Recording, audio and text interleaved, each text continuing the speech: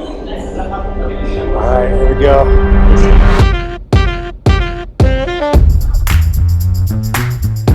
Hey guys, today I'm at the VA waterfront in Cape Town, South Africa. So we're gonna stop at a place called Pitso's Kitchen. Now, it's a really well-known, local, authentic South African restaurant. Now, last weekend we were at this Afro House event and we met this guy, Pitso, and we got to chatting with him and he invited us to come check out his restaurant.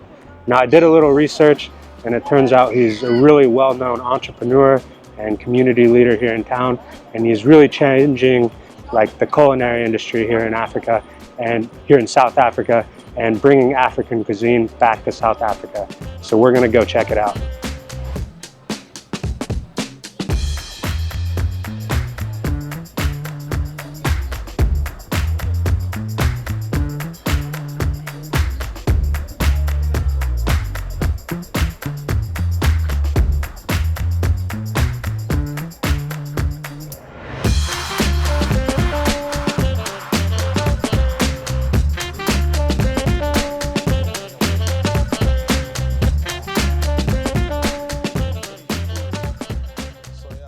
So this is Chef Gladys, Chef Kenneth, the sisters. So yeah, this is now we are trying to prepare like some chips and stuff. Cool. Yeah, so the food that just came out now. So what do we have going on here? This is tortoise. Still cooking though. Nice. Still cooking. This is chakalaka. I don't know if you remember the chakalaka that you were. Tell me about chakalaka a little bit. Chakalaka is like a. It's like what? How can I say? Is. I don't know how to say. I don't know how to describe it, but it's. What's the base? What's the main ingredient? The carrots, the beans, the. What else? The chili. You have to have chili on a chakalaka. Yeah, this is the hard body chicken. Now, what makes it hard body chicken? It's different, it's the organic one, you know, like the one, normally if we were from South Africa, I was going to say, it's those ones that run around in the township. Ah, gotcha. It's not the ones that you get from the farm. Understood. Yeah. Oh, this is steamed bread.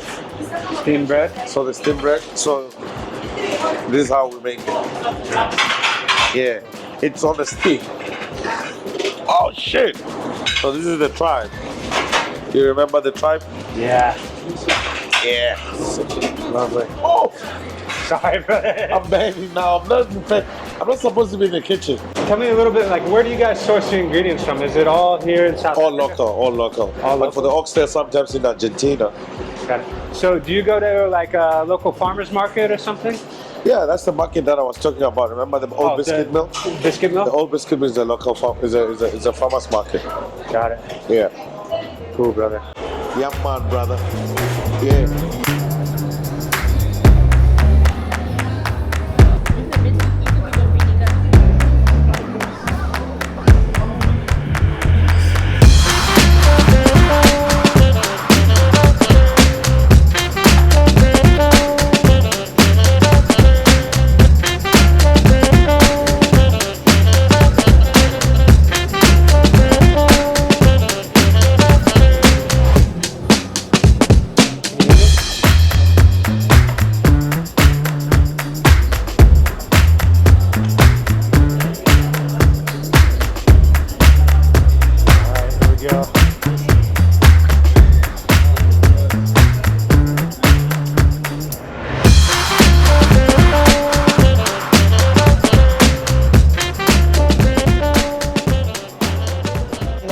Left hand side, that's beef stew, homemade beef stew, and then on the right hand side it's hot chicken hot body. It's not your normal dry pack, but it's slaughtered traditional chicken. Then we have sam made out of corn, also pap as well, out of corn but maize more softer. It's a bit softer than the sam. Then we have pumpkin, and then we have pumpkin butternut / pumpkin, yes. And then the other one is acha, made out of mango, onions, oil, and homemade spices. Okay, and then on this side we have sheep's head, what you call it Smiley traditionally. Half sheep's head, and then the spices for it. And then this side, am I talking fast? Okay, and then this side also acha, salsa made of onions, cucumber, tomato, vinegar, oil, and chilies. right? And then button as well, slash pumpkin. Then I'm gonna bring your winglets now. All right, so I'm not sure where to start. It's called pap. It's like similar to grits, but like a more like Play-Doh-y texture. So I guess traditionally you can like dip it in the gravy or use it to scoop up like the meat or whatever you're eating with it. So I'm gonna dig into some of this beef stew here. On second thought, maybe I will use silverware.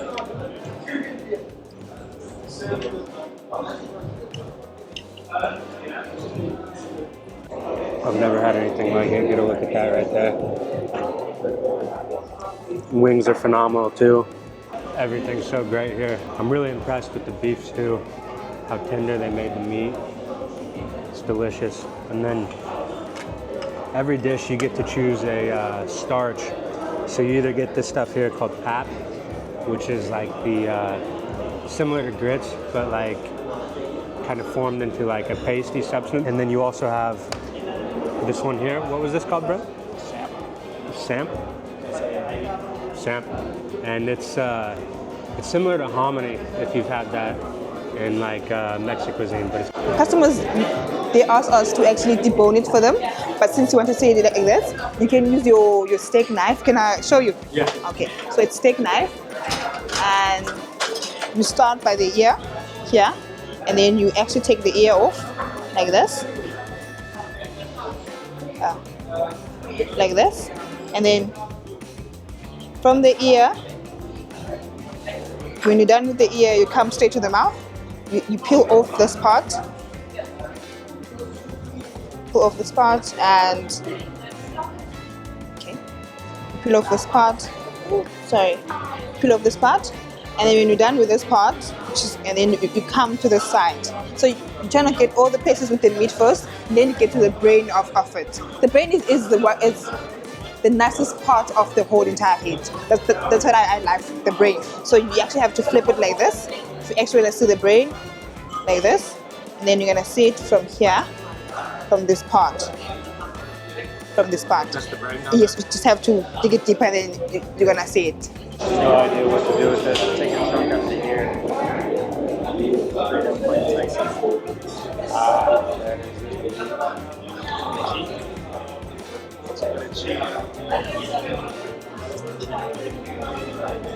You love cheeks. Okay, are we rolling now? We're rolling, but just be packed. Oh, okay, we're hanging out. Yeah? No, I do this all the time, man. Do you really? I enjoy doing it actually. Can I trade you spots? So when are you guys going back? We're here for a couple more weeks. Oh, you're And still around. Yeah. And then Oh. we're off to Ethiopia. Oh, nice. Yeah, man, I'm looking forward to That it. was good meeting you guys that day. Hey, bro. It was my. It's a great time. So it's I always say there's always a reason for everything. Yeah. We met because we had to meet. Yeah. You know? Yeah, man, that's awesome. I was listening to one of your podcasts today. Oh yes. The one you shared. I found it on Spotify and I listened. Oh to yeah, it. yeah. On that note, just tell us a little bit about how Pitso's Kitchen started. How you got here? So you see the police station that's here next door? Yeah. I used to work there. Yeah. So you know how police like to eat. I know in the US they like to eat donuts, right? Yeah. So here they don't eat donuts, we eat a lot of food. So it's either drive-through or just eating all the time. Yeah. I was a detective, so I was always on the road. So once you see like some fast food place, you want to eat, you want to grab something to eat. So because I'm not local, I'm not from Cape Town, I was not born here. Yeah. I was born in Limpopo. Where is that? It's still in South Africa, but you know Joburg, right? Yeah. It's just outside Joburg. So the food, the noise, right? Yeah. So the food in Joburg and the food in Limpopo and the food in Durban is different from what we get in Cape Town. Yeah. So I couldn't find the taste anywhere. And I was like, no way, there's no way food I grew up eating Am I deserting the food that I grew up eating now, or what? So me and my friends used to cook every weekends, like at my place, and we'll be like cooking the same food I grew up in. Yeah.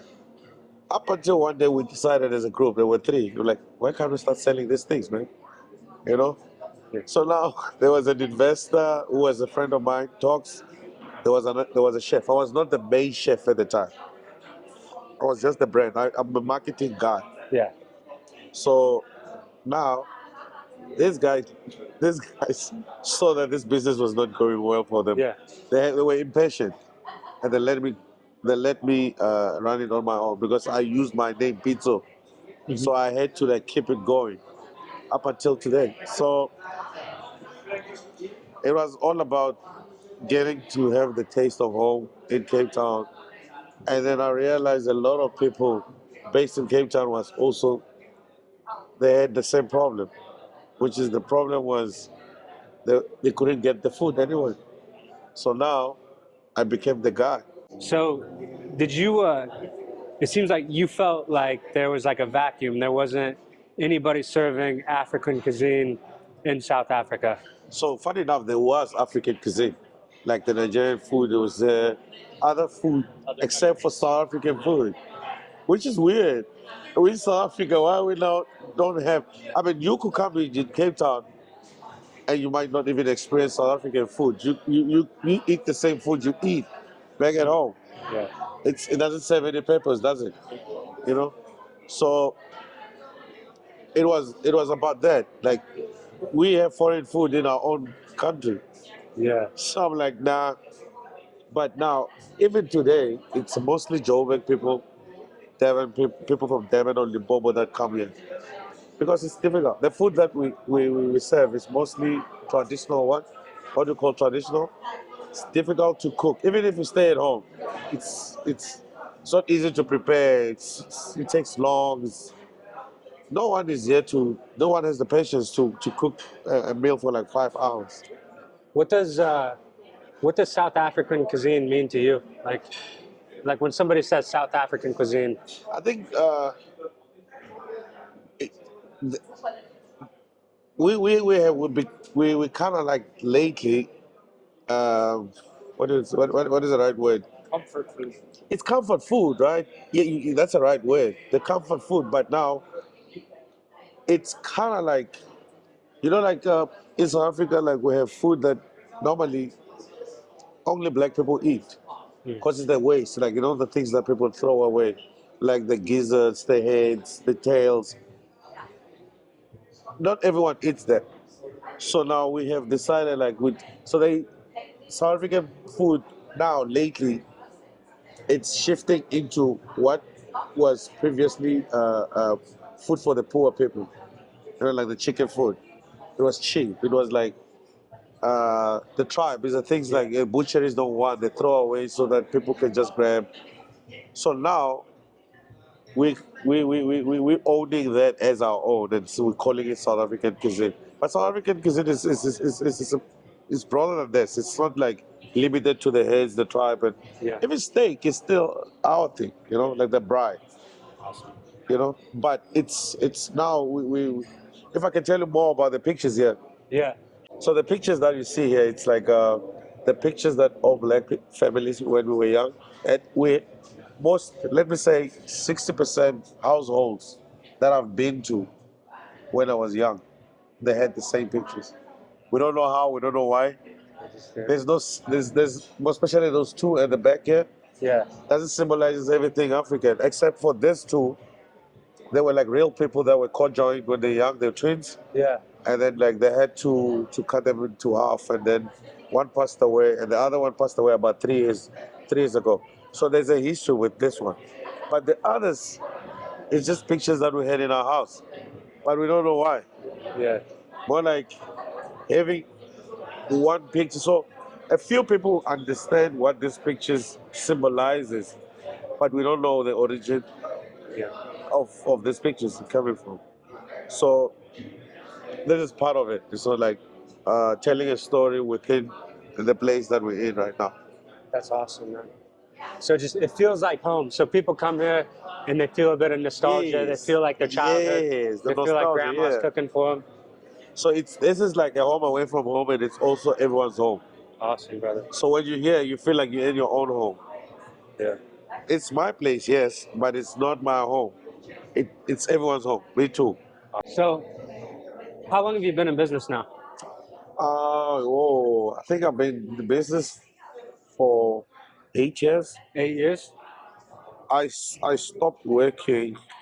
I left the police. I left Yeah. it about 6 years ago. So I've been independent 6 years, but I was 2 years doing Doing both. both. So you can't just leave your job, Yeah. especially if you don't know what the other, because the grass is always green on the other side, but up until you get there, you know. Okay. So, what lessons have you learned since you started Pitso's Kitchen that you would share to like other entrepreneurs trying to do something similar? Trust me, in this business, if you don't have passion, you'll never do it. Like I said earlier on, remember when I said uh, the food takes longer to cook? Yeah. Also, it's something that you need to do it right. Imagine 5 hours of cooking and you don't do it right. Yeah. So there's a passion and a patience. You need to be very passionate, like to know. I mean, you need to cook food with love, man. Yeah. And yeah, like, but one thing about it for me, I always say to people, like, if you don't like it, don't do it, cause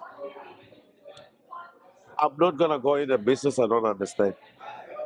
If you if you are a chef, you need to love food.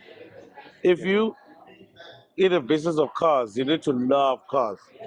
So that's how it is. But I also feel like there's a lot of challenges. To be a good chef doesn't mean you're a good businessman. And so you need a lot of people around you who specializing in other stuff. And also, but the mistake I did myself is to think just because I can cook and I'm a good in marketing, it's all enough. I forgot most of the time. I forgot the business part of it. I can bring the people in. That is me. I'm good with that, right? But how do I now start saying, don't spend this 5 rand because this 5 rand needs to pay for the electricity. The 2 rand is going to be doing that. The stuff that works for you will share the rand. I didn't have that knowledge in the beginning. I only learned while I went to. So if you go into business, don't go do it alone. You need to have people with you, and also learn the industry very well, because you will be very, very disappointed. Yeah, man. That's Yeah. great. I wish you all the success. I said I wish you all the success, Thank man. you, You're man. doing Thank you great. so much, man. Thank Like you for having me. it's not allowed to hear words like that, because it's not so easy, and sometimes you do things thinking it's normal. It's just what do you call it, like, so some, like, if you have the talent Yeah. because it's yours, you don't really know how precious that talent is through the eyes of other people. Some people wish, like, yo, dog, if I was like you, I'll do certain things. So we tend to think this is normal. So when you're saying I'm wishing you the success, you're blessing me in a way to say, dog, continue doing what you're doing.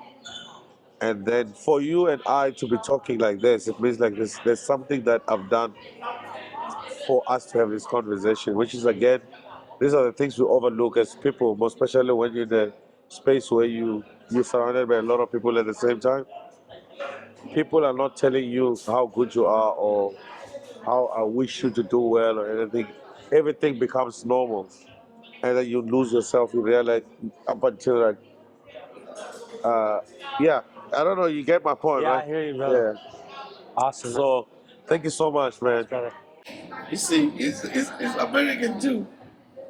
I heard about this when I was hiking. Someone told me to best it. So I've been walking for over an hour trying to trace it. Really? The GPS took me somewhere to where they are loading all these containers. Missed my way. I started coming. I see police officer. Police officer brought me. Seriously? Yo, what's that? So this, Do you mind? Is this okay? definitely, man. So what do you think? Do you approve? 5 star. 5 stars. What do we got going on here? We got the pap. So I got the pap. I forgot what they call this beef. Just beef stew. Beef stew. This feels like your grandma actually is cooking for you at home. It's not like a restaurant. A home away from home. This is like a hole in the wall. Everyone needs to know this place. Pitso's kitchen. Pitso. Pitso kitchen. And this is Pitso. And that's the man. That is the man. Yeah.